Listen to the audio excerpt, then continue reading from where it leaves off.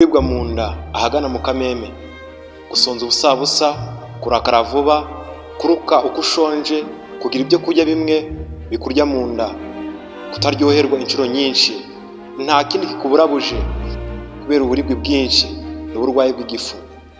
Munyemerere tubuvuge, tubive muzi imizi n'imizingo, tubumbure inyandiko zahanzwe n'abakurambere ngo bagukize urutoto n'umujinya mwinshi w'ubwo burwayi. Ubuvuzi bw'ibimera.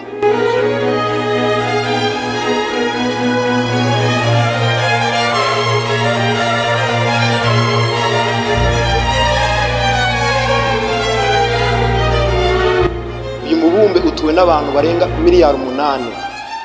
Abenshi muri bo bararwaye, bamwe bagwariye mu bitaro, abandi barabugendana. Iyi si yuzuwemo n'amamiliyoni y'indwara zitandukanye, hariho izizwi n'izitazwi kuko zivumbuka buri munsi. Umubiri wacu ni isibaniro ry'indwara n'imiti.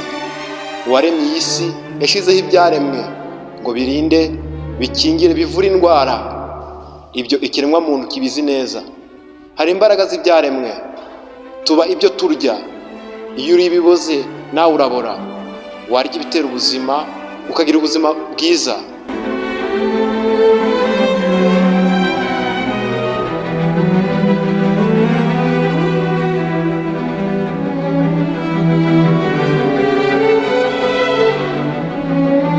Abantu basabwa ni uguhaguruka bagacukumbura, bakava imizi n'imizingo, bagasobanura ibisobetse, ibihishwe bikajya ahagaragara, kuko ururimi rusobetse rudashobora no gusobanura amagambo. Ibyiringiro bimwe rukumbi. Dr. mu gitabo cyiswe Natural Remedy Encyclopedia, Thomas Edison aravuga ngo the doctor of the future will give no medicine but will interest the patient in the care of the human frame, in diet, and in cause and prevention of disease. Hano baravuze ngo umuganga w'ahazaza ntabwo azatanga imiti, ahubwo azafasha abarwayi be, abigishe akamaro k'imirire myiza, uko bakwirinda indwara ndetse n'ibizitera. Munsi gato kuri page 22 muri igitabo cyitwa ngo Natural Remedy Encyclopedia haravuga ngo igisubizo kimwe rukumbi ni ukwigisha rubanda. Ibyiringiro bimwe rukumbi by'ahazaza ni uburezi bushingiye mu kwigisha rubanda amahame mazima. Reka abaganga bigishe abaturage yuko imbaraga igarura ubuzima atari imiti, ahubwo ko ari ibyaremwe.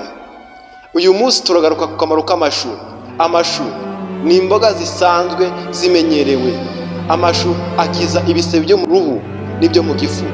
Amashu arakize mu munyu w'umwimerere witwa magnesium. Afite amakakama ahwanye n'ibyitwa murudate ishinzwe gukiza urwagasha n'umwijima, hamwe n'indi myimerere nka vitamini na vitamini A, C na U.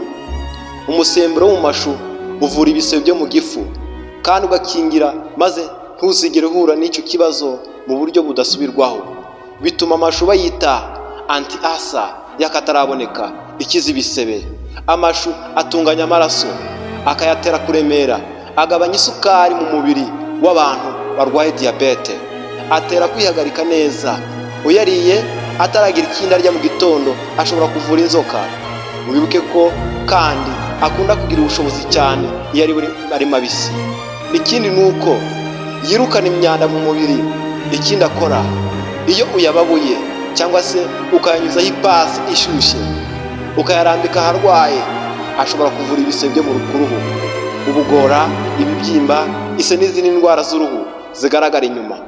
Abashakashatsi berekanye ko amashu ashobora kubuza ibibyimba bya kanseri bitewe n'ukuntu amashu akize muri vitamini A.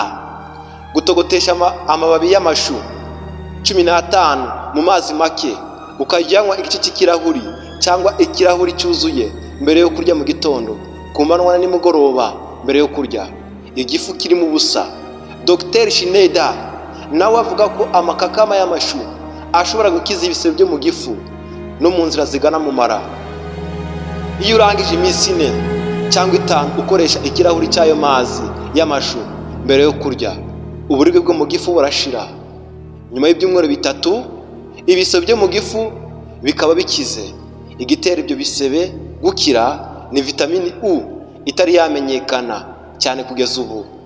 Icyitonderwa, amashu afite ubugiraneza bwinshi. Kuyavanga mu byo kurya bihiye ari mabisi bikiza indwara nyinshi. Ibindi byo kurya byagenewe abarwayi nibi, abarwayi b'igifu nibi: amapapayi, inanasi, imboga z'igisura, ndetse amavuta ya elayo, amatovu. Ukayanywa bitera igifu imbaraga. Iki cyari ikiganiro kijyanye n'uburyo wakoresha amashu wivura indwara y'igifu. Ubutaha tuzabazanira ikimera cyitwa karoti mu rwego rwo kongera ubumenyi no kumenya indwara ndetse no kuzivura. Ni kuri Edutainment Official. Niba wakunze ikiganiro, kora like, share and comment. Niba wifuza kugira icyo watubaza ku bijyanye n'ibyo twigisha, uhawe ikaze.